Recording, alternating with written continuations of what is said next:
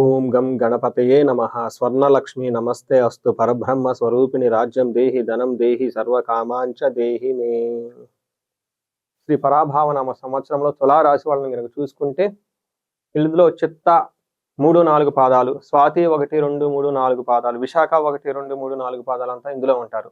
పేరు బలం ప్రకారం చూసుకుంటే రా రీ రూ రే రో తాతి తూతే అన్న అక్షరాలు కూడా అందులో ఉంటుంది.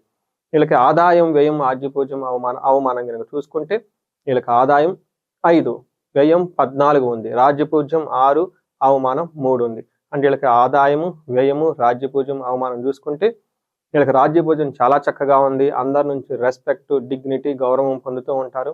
అలానే అవమానించే వాళ్ళు చాలా కొద్ది మంది ఉంటారు. ఒక్క విషయం గమనించుకోవాలి, వీళ్ళకి ఆదాయం 5 ఉంది, వ్యయం 14 ఉంది. అయ్యో ఏంటి వ్యయం 14 ఉంది, డబ్బులు విపరీతంగా ఖర్చు అయిపోతాయా అని భయపడొద్దు, టెన్షన్ అసలు పడొద్దు. ఎందుకంటే వీళ్ళు శుభకార్యాలు చేయటం వల్ల ధనం ఖర్చు అవుతుందని గమనించుకోవాలి. లక్ష్మీదేవి అమ్మవారు ఎప్పుడైతే మనం ధర్మబద్ధకంగా మంచి ఉద్దేశంతో చక్కగా మనస్ఫూర్తిగా నవ్వుతూ మనకి ఆనందంగా గనక మంచి ఇలా ఖర్చు పెట్టుకుంటూ పోతే లక్ష్మీదేవి తిరిగి 10 మళ్ళీ వాళ్ళ ఇంటికి వచ్చే అవకాశం ఎక్కువగా ఉంటుంది. అలానే అధర్మబద్ధంగా ఎలాంటి ఆలోచన లేకుండా వివేకం లేకుండా బ్లైండ్గా గనక అమ్మవారిని గనక ఖర్చు పెడితే అమ్మవారి కోపం వస్తుంది. అందుకని చెప్పేసి మీ ఇంటికి రాదు. అందుకని మీకు ఒక అదృష్టం ఏమందంటే మీకు వ్యయం 14 అయినా మళ్ళీ అమ్మవారు తిరిగి 140 రూపంలో మీకు వచ్చే విధంగా ఖర్చు పెట్టుకోవాలి. అలాంటి కార్యక్రమాలు మీరు చేస్తారు. అందుకని అమ్మవారిని చెంచలాక్షి లేదంటే చెంచల స్వభావం కలిగిన చెంచులక్ష్మి, చెంచల భావం ఉన్నవాళ్ళు అని అంటారు. ఎందుకంటే ఒకసారి స్థిరంగా ఉండదు కాబట్టి లక్ష్మీదేవి వస్తూ పోతూ ఉండాలి. పోయేటప్పుడు కొద్దిగా వెళ్ళినా వచ్చేటప్పుడు తిరిగి 10 మన ఇంటికి రావాలి. అలా మనం ఖర్చు పెట్టాలని గమనించుకోవాలి. అయితే ఈ రాశి వాళ్ళకి అన్ని గ్రహాలు చూసుకుంటే ఈ శ్రీ పరాభావనామ సంవత్సరంలో బాగా ఉండబోయే రాశుల్లో ఈ రాశి కూడా ఒకటిని గమనించుకోవాలి. ఈ రాశి వాళ్ళు కనుక చూసుకుంటే తులారాశి వాళ్ళు విశ్వావసునామ సంవత్సరంలో కూడా రాశి ఫలాల గురించి చెప్పాను. అప్పుడు ఎలా ఉందో లాస్ట్ ఇయర్ కంటే ఇంకా చాలా బాగుండే అవకాశం ఈ సంవత్సరంలో ఎక్కువగా ఉంటుంది. ఎందుకని మీరు అడిగారనుకుంటే శని 6వ స్థానంలో ఉన్నారు. శని 6వ స్థానంలో ఉండటంతో మీకు శత్రు బాధ అయితే ఉండదు. మీరు ఏదైనా గనక పని గనక ఉంటే మిమ్మల్ని ఆటంకపరిచే వాళ్ళు ఎవరో ఉండరని గమనించుకోవాలి. గురువు 9వ స్థానంలో ఉండటంతో మహాభాగ్య యోగం, మీకు ఆనందం ధనం అన్నీ మీకు వచ్చే అవకాశం ఎక్కువగా ఉంటుంది. 6వ ఇంట్లో మీకు 11వ స్థానంలో కేతు ఉండటంతో అగైన్ సౌఖ్యం కంఫర్టబుల్గా ఉంటారు. ఏదైనా గనక గ్రహం ఒకటి ఇబ్బంది పెడుతూ ఉందంటే మీకు 10వ స్థానంలోకి గురువు వెళ్ళే అవకాశం ఎక్కువగా ఉంటుంది. గోదావరి పుష్కరాల్లో కొన్ని విషయాల్లో కొంచెం జాగ్రత్తగా ఉంటే సరిపోతుంది. అదేంటో మనం గ్రహం వైద్యు చూద్దాము. 6వ స్థానంలో గనక శని ఉంటే వీళ్ళకి ధనధాన్యాభివృద్ధి, శ్రీ సౌఖ్యం, గృహ నిర్మాణం. గుర్తుపెట్టుకోండి, ఇది నేను చెప్పలేదు. మన సంస్కృతంలో మహర్షులు కొన్ని వేల సంవత్సరాల క్రితం రాసిన దివ్య దృష్టితో ధనధాన్యాభివృద్ధి, ధనం విషయంలో ధాన్యం విషయంలో చాలా వృద్ధి ఉంటుంది.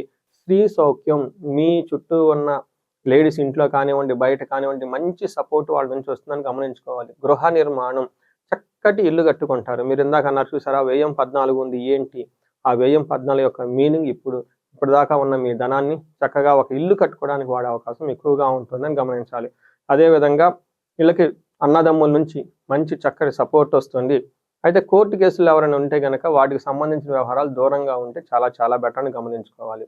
తర్వాత 9వ స్థానంలో గురువు ఉండటంతో వీళ్ళకి అన్ని విధాలు అనుకూలంగా ఉంటుంది. ఇంట్లో పిల్లలు పుట్టే వాళ్ళ అవకాశం ఉంటుంది, పెళ్లిళ్ళు అయ్యే అవకాశం ఎక్కువగా ఉంటుంది, ఇష్టమైన చోటకి ట్రాన్స్ఫర్లు అయ్యే అవకాశం అంతా ఎక్కువ ఉంటుంది.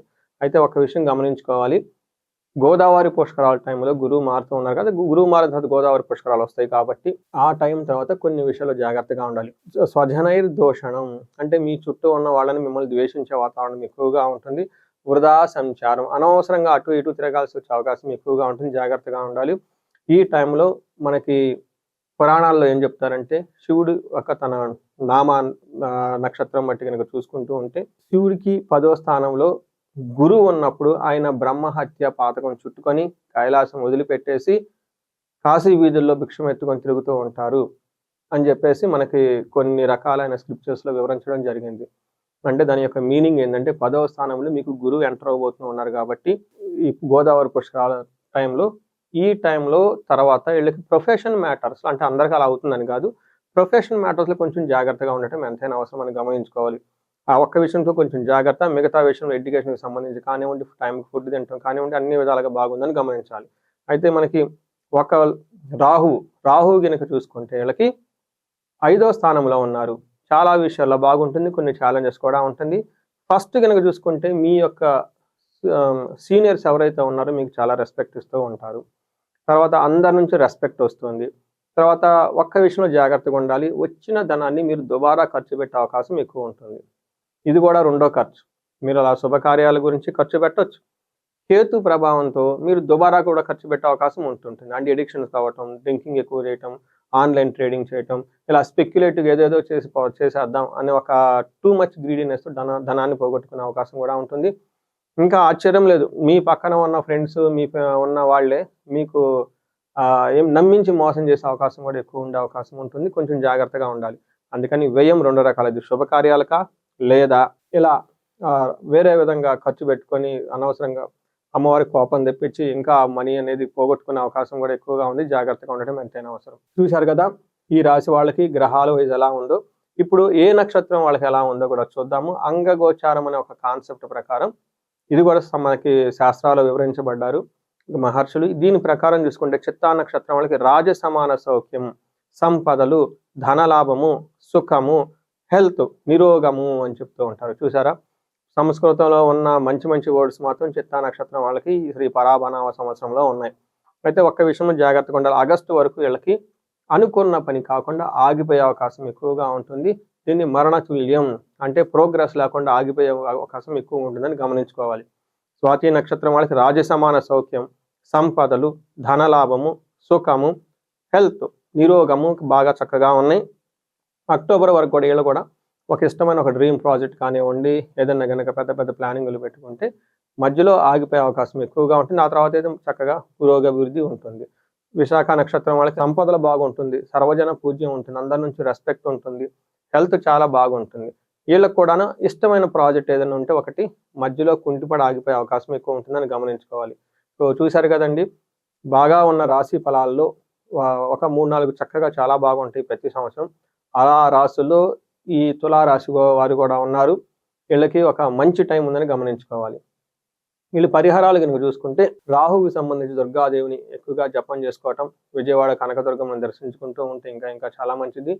వీటితో పాటు గురువుకి సంబంధించి 10వ స్థానంలో పుష్కరాల తర్వాత ఒక్కసారి గుంటూరు దగ్గర ఉన్న కోటప్పకొండ అని ఉంటుంది. అక్కడ చక్కగా గురువుకి సంబంధించి ప్రతి శనివారము, ఆదివారము దేవస్థానం వాళ్ళు చాలా తక్కువ ఖర్చుతో గురువుకి హోమం చేయటం జరుగుతుంది. ఎవరైతే ఈ గురువు సరిగా లేరో వాళ్ళకి పిల్లలకు కానివ్వండి, ఎవరికైనా ఎడ్యుకేషన్ సరిగా లేదో అక్కడ హోమం చేపించుకున్నా, లేదంటే ఆ గుడికి దర్శనం చేపించుకున్నా, ఆ గుడి ప్రాంగణంలో కొంచెం దర్శించుకున్నా, ఆ కొండ కింద కొన్ని చిన్న ఆశ్రమాలు కూడా ఉన్నాయి. అక్కడ గనక మీరు స్టే చేసి ఆ ప్రాంతంలో గనక ఆధ్యాత్మికంగా గడపగలిగిన, లేదంటే కొంతమంది ఈ కొండ చుట్టూ ప్రదక్షిణాలు కూడా గిరి ప్రదక్షిణ కూడా చేస్తూ ఉంటారు. ఇలా మీ యొక్క శక్తి కొలది అక్కడ దర్శనం చేసుకొని ఆ హోమం చేసుకుంటే గురువు నుంచి వచ్చే యొక్క ఈ నెగటివ్ ఎనర్జీ దోషం ఏమైనా ఉంటే అంతా పోతుందని గమనించుకోవాలి. దీనితో పాటు గురువారం రోజున కొంచెం ఆధ్యాత్మికంగా ఉండటం, శనగలను దానం చేయటం, గురువులకు సంబంధించిన వ్యక్తులు మీ వ్యక్తిగతంలో ఉన్న చదువు చెప్పిన గురువులు, ఆధ్యాత్మిక గురువులు ఎవరైనా ఉంటే వాళ్ళతో సత్సంగం చేయటం, కలవటం, మాట్లాడటం, ఆశ్రమాలు గనక ఏమైనా ఉంటే అక్కడ ఎక్కువ టైం స్పెండ్ చేస్తూ ఉంటే గురువు దోషాలన్నీ పోయేసి మీకు సకల సంపదలు వచ్చే అవకాశం ఉంటుంది. ఇది కాకుండా మీ యొక్క ఇండివిడ్యువల్ జాతకంలో లాస్ట్ ఇయర్ కానీ, లేదంటే ఇప్పుడు కానీ, మీకు ముందు ఎప్పుడైనా ఇప్పుడు చెప్పుకునే విధంగా కాకుండా ఎక్కడన్నా బ్లాకేజెస్ ఉండి ఆగిపోయారు, ప్రోగ్రెస్ లేదు, గ్రోత్ లేదు, ఎక్కడో ఉంది, ఇంతకుముందు అంతా బాగున్నారు, మీ ఏజ్ 35 to 45 ఉండి ఎక్కడో మీకు మంచి క్వాలిఫికేషన్ ఉండి చక్కగా గ్రోత్ ట్రాక్ ఉండి ఆగిపోయారు, గ్రోత్ లేదు, స్టాగ్నేటెడ్గా ఉంది అని అనుకుంటే ఒక్కసారి ఇండివిడ్యువల్గా జాతకం చూపించుకోవడం చాలా ముఖ్యం. ఎందుకు అంటే ఈ వయసులో గ్రోత్ ఆగిపోయేది మీ యొక్క టాలెంట్ లేక కాదు, మీకు కొన్ని దోషాలు లేదంటే శాపాలు, బ్లాకేజెస్ ఉంటాయి దానికి. అప్పటిదాకా ఉన్న వాళ్ళు మీరు ఎందుకు ఆగుతారు? మీ మైండ్ ఎక్కడో కన్ఫ్యూజన్ అయ్యారు. దానికి కారణం ఏంటి? మీకు జాతకంలో ఎక్కడైనా కనుక శాపాలు ఉంటే వాటిని నివృత్తి చేసుకుని ముందుకెళ్ళు అని మీకు నేచర్ సిగ్నల్ ఇస్తుంది. అంతేకాకుండా మీకు గ్రహాల యొక్క దోషాలు ఏమన్నా ఉంటే ఆ పర్టికులర్ గ్రహాలు మీకు హింట్ ఇస్తున్నాయి. యూ ప్రే ఫర్ మీ, మీకున్న జాతకాలన్నీ తీసేసుకొని మీరు ఒక్క నిమిషం ఆగి జాతకం చెక్ చేయించుకొని చక్కగా ఆ బ్లాకేజెస్, దోషాలు ఏమైనా ఉంటే అవన్నీ తీసేయించుకుంటే మీరు ఇంకా లైఫ్‌లో 10 రెట్లు ముందుకెళ్ళి ఫాస్ట్‌కెళ్ళే అవకాశం ఎక్కువగా ఉంది ఈ రాశి వాళ్ళకి. ఈ రాశి వాళ్ళకి అష్టైశ్వర్యాలు కలగాలని, భోగభాగ్యాలు కలగాలని, నిరంతరం కళకళలాడుతూ ఉండాలని చెప్పేసి స్వర్ణలక్ష్మి అమ్మవారిని కోరుకుంటూ, అమ్మవారి యొక్క కృపా కటాక్షం మీ మీద ఉండాలని చెప్పేసి కోరుకుంటూ నమస్తే.